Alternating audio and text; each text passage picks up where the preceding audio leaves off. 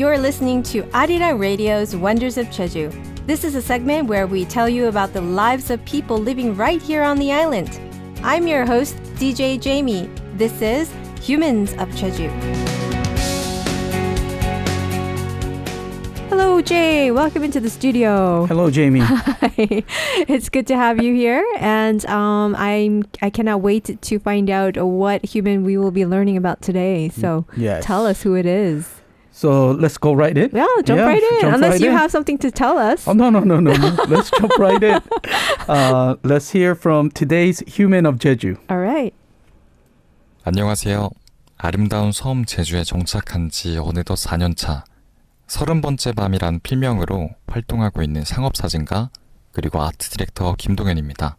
만나서 반갑습니다. 제주에 내려오기 전에는 강남 청담과 논현에 위치한 스튜디오들을 거쳐서 개인 작업실을 오픈한 후에 상업사진가로 9년간 실무해왔고요.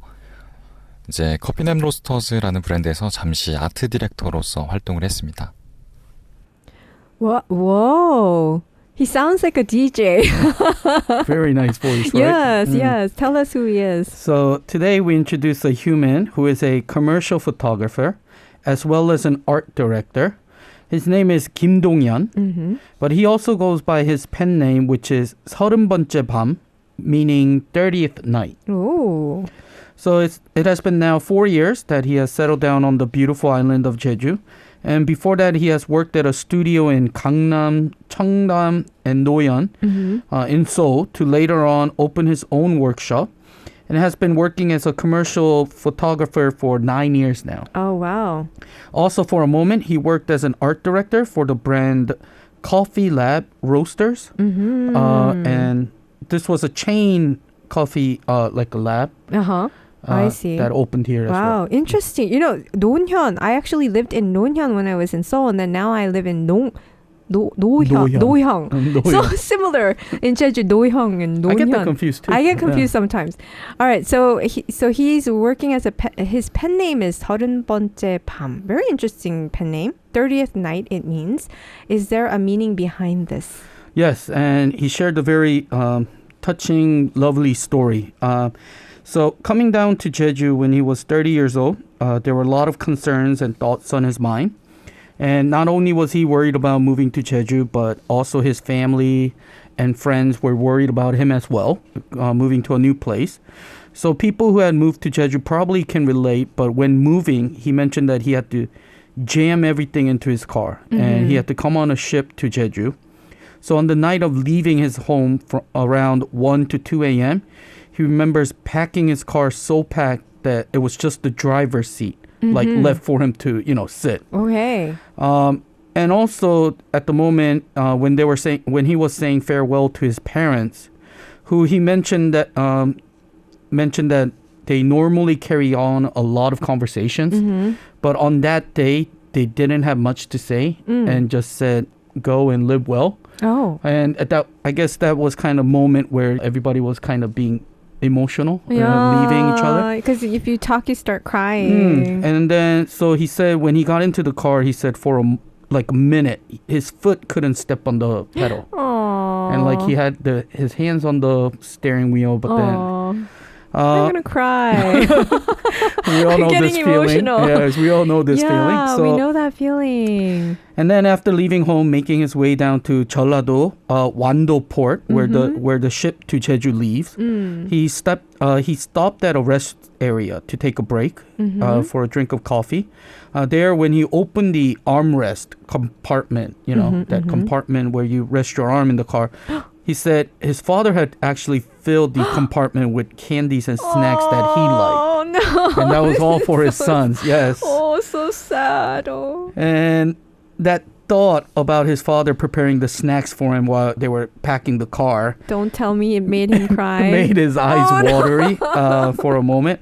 Okay. We can really relate to that as well. So wanting to remember that feeling and the moment for a long time was how he decided and came up with the pen name 30번째 밤. because this all happened when he was 30 years old and he wanted to remember that night of leaving his parents. How meaningful is that?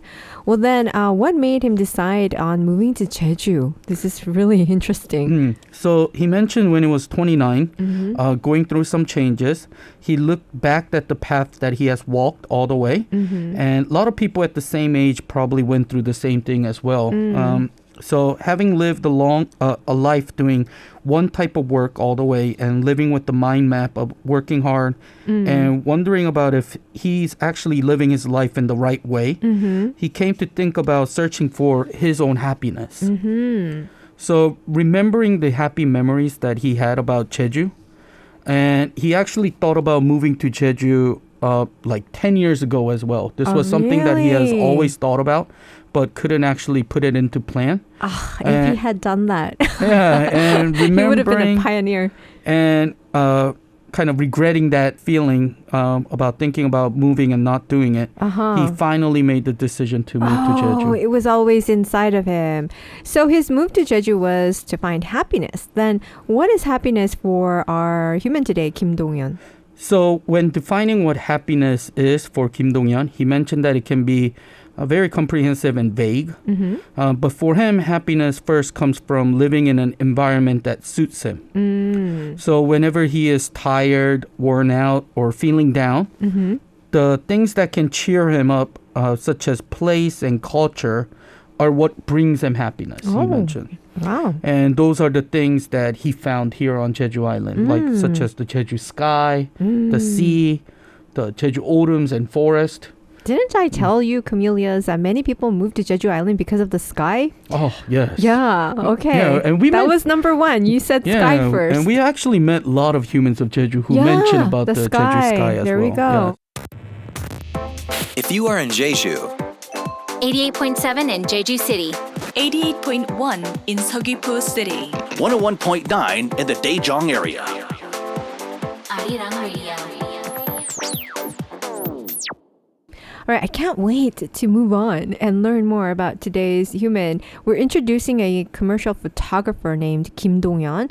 And before the song break, we talked about how he moved to the island. And then when he moved to Jeju, what kind of work did he start with when he came here? So here, there's a place called Art Salon in Seogwipo Daejeong area. It's a trendy cultural space. And it is a chain from the mainland as well.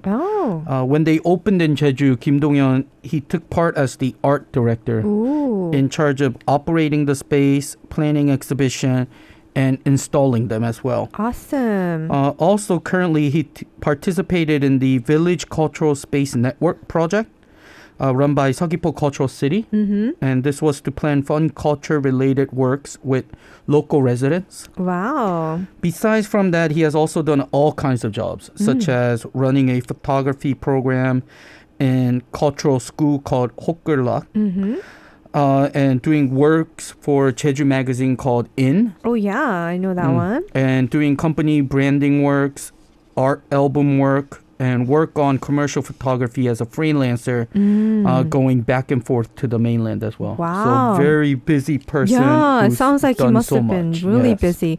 So working as a commercial photographer, working in Jeju can get a little boring, I guess, because it's kind of quiet here.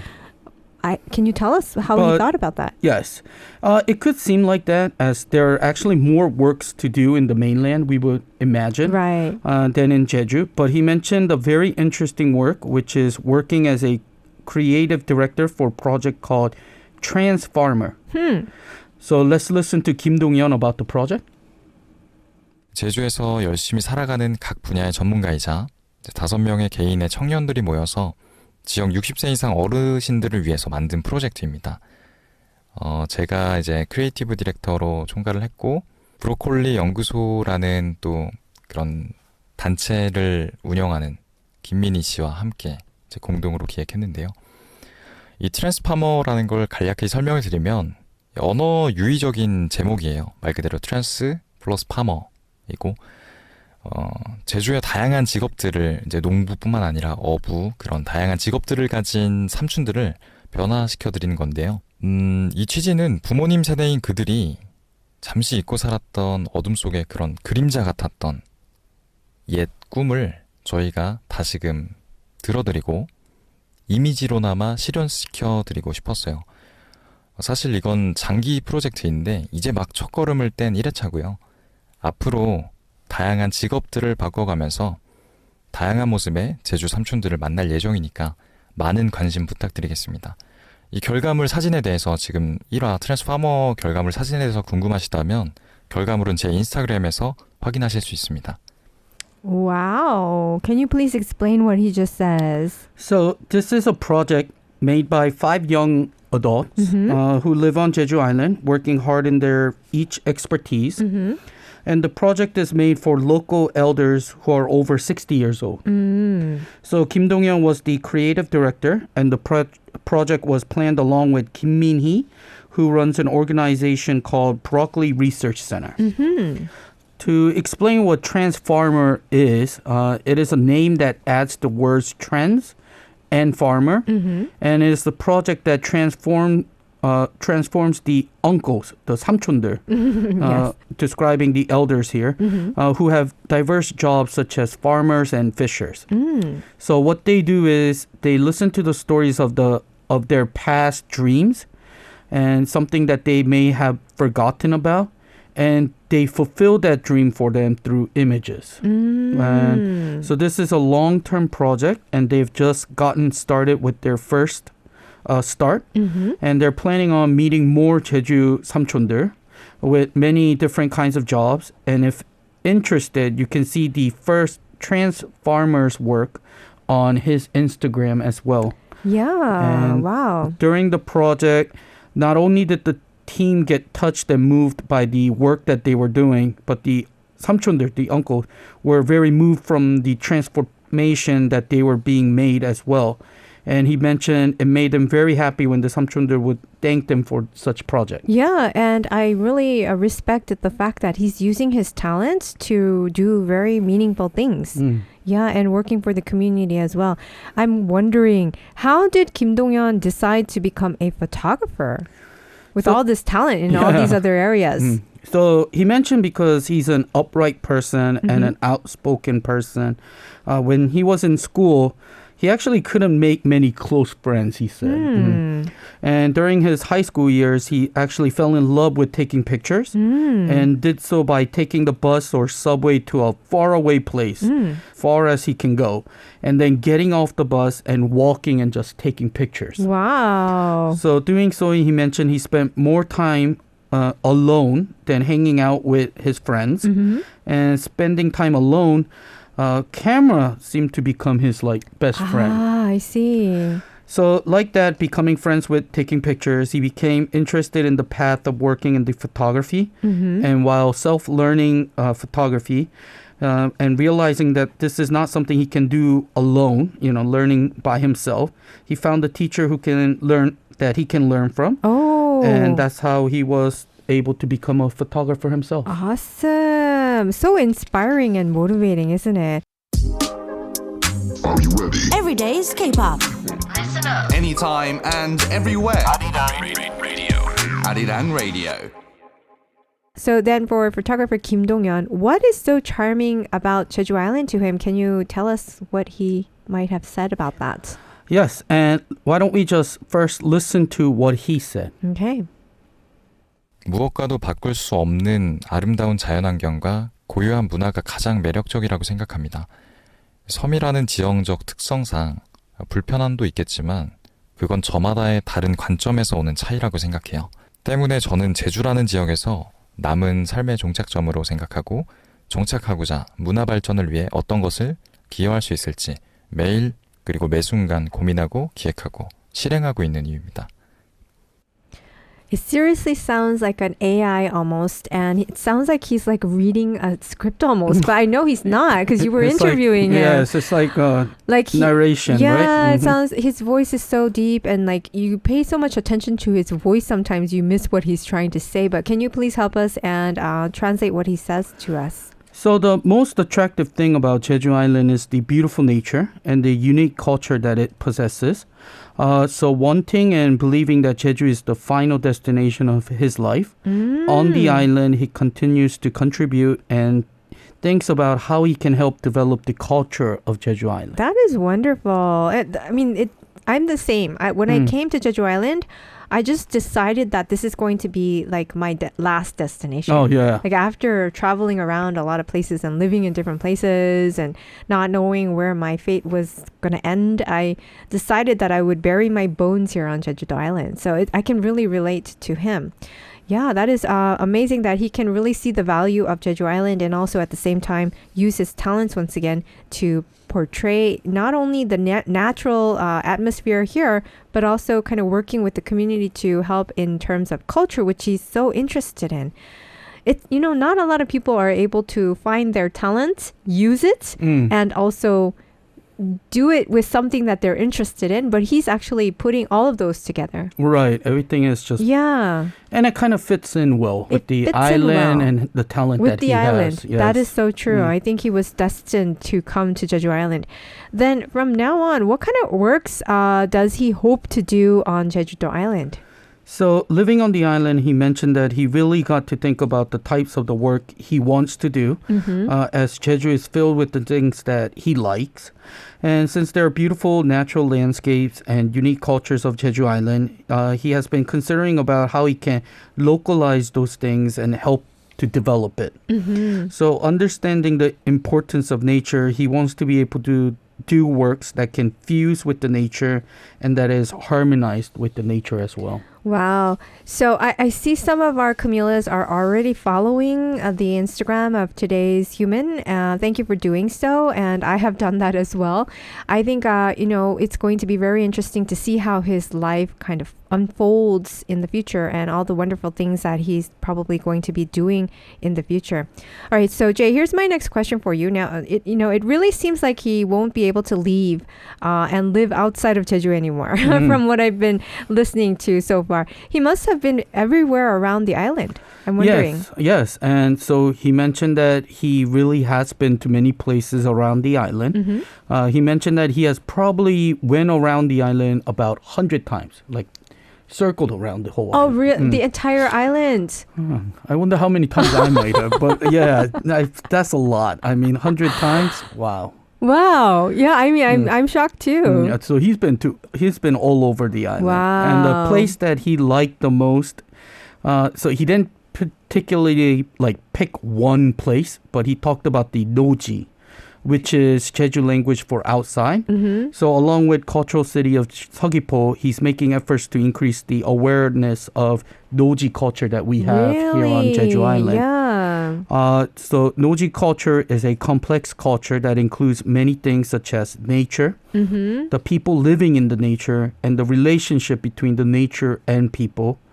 And it exists in 105 villages of Seogwipo City. So they're doing a project on it. Yes, we actually were introducing this several, I think 2 seasons ago. Right, the Noji Muna. Yeah, Yes. exactly. So being interested in such Noji culture, so instead of enjoying general tourist attraction areas, he enjoys going into forest and natural trails that are left along as nature as they are. Oh, okay. So yeah, so I can see where he, where his foot would take him. But when I travel around the island or when I have free time, I'm mostly I pick a spot. And then I just go there and then even though I plan on staying in that area, somehow I just feel like I have to hurry back home and then I just come back home after that one spot because I know I'm going to be here for the rest of my life. I'm like, okay, I have a lot of time. Okay, yeah. Just one at a time is fine. But I never really thought about going around the entire island to check out everything that might be worth discovering. I think that's awesome. I think just the way really that he is. thinks is really interesting. I've done it sometimes because, introducing all these people and then, hearing about their recommendations of where to go and stuff. Right. I've actually driven around the island without, selecting any destination to go to. So not selecting anywhere and, just letting driving. yourself and then go you're with just the flow. looking looking around the island, and it's really interesting how all parts of the island seem so different from each other. I know. That's what's so interesting about But then this I'm really curious about like his point of view, because he's probably walking a lot. I think, and also into the nature and into the forest. So I really like. So I think he probably captures a lot of that on his photos. Yeah, yeah, and it kind of inspires people, I think, probably like me, who like taking photos too. Although I'm not like a photographer or anything like that, to just go out and take more photos of our own individual, point of views to show, like, just to enjoy ourselves in a different way. Yeah, that's really interesting. Okay, so this is our last question that we normally ask all of our humans. Is, of course, by now our camellias probably already know what I'm about to ask. But lastly, where does he recommend our listeners to visit around Jeju Island? So he mentions everywhere around Jeju Island is beautiful, and it just doesn't feel right to pick just one place. But we do ask them to pick one place. Yeah, I wonder if he was able to do that. One place he recommends for a listener is a quiet southern village nearby the sea called Wimiri Village. Oh, yes. This is a very, very beautiful place. This was the first village that he lived in when he moved to Jeju Island. There are many places that are being developed, but this is a village that still has that old and past sceneries. So for him, it's like a hometown in his heart. And whenever he feels he needs to be healed in heart, this is a place that he likes to visit and just take a walk, he says. Oh, yeah. Taking a walk again. So it's also a very interesting village because it's very different every season. So this is a village in spring where the cherry blossoms. And the village is just filled with pink colors. Oh, beautiful. And then later on, when the tangerine flowers start to begin to blossom. Oh, the scent. The village is surrounded by this white flowers and the citric scent of the flower as well. In summer, the hydrangeas blossom around the village. And then in the winter, the camellias blossom, covering the village in all red. So all the also, everything that there is to see is in this village, it sounds like. Yes, there's like all kinds of flowers. You don't have to go anywhere else. Just stay in Wimiri. Also, the village is the warmest area on Jeju Island, he thinks. So even in winter, you can actually feel the warm weather on the island as well. Oh, isn't like that? Yeah, it's like the most southern part of Jeju, right? Yeah, it should be. And it is very warm there. I think also because you're kind of far away from the mountain as well. Yeah, exactly. And also, I don't know if it's because of this, probably is. The tangerines taste really good there too. Yes, it's pretty popular around the area. Yeah, wow. So if you visit the village, the course that he recommends is the route from Wimi Harbor to Gongcheon Port on the neighboring village, which is a part of Ole Trail course number 5. Okay. And lastly, what he likes to recommend when visiting Jeju is that, just like we've been talking about, take time and slowly enjoy the island. Oh, all right. It's comfortable to drive a car, but he also recommends taking the bus and then walking as well, because enjoying the island slowly will help you see more about the island than you actually expected. I wonder what his MBTI is. Maybe we should ask that question to our humans in the future. But thank you so much, Jay. That was really, really intriguing to learn about today's human, Kim Dong-yeon. And I think a lot of our camellias will be ending up following his Instagram to see his photos in the future and all the projects that I think he's going to be wonderful. Thank you so much for introducing our human. And thank you so much. Yes, thank you, say Jamie. Goodbye. Well, I hope you enjoyed that segment. If you're curious to find out more about Jeju, we encourage you to go check out our website at arirangradio.com/Wonders of Jeju. Or you can check out our Facebook page at Wonders of Jeju, as well as our Instagram page at Wonders of Jeju. We're going to take you on a journey to learn more about what's happening here on the island.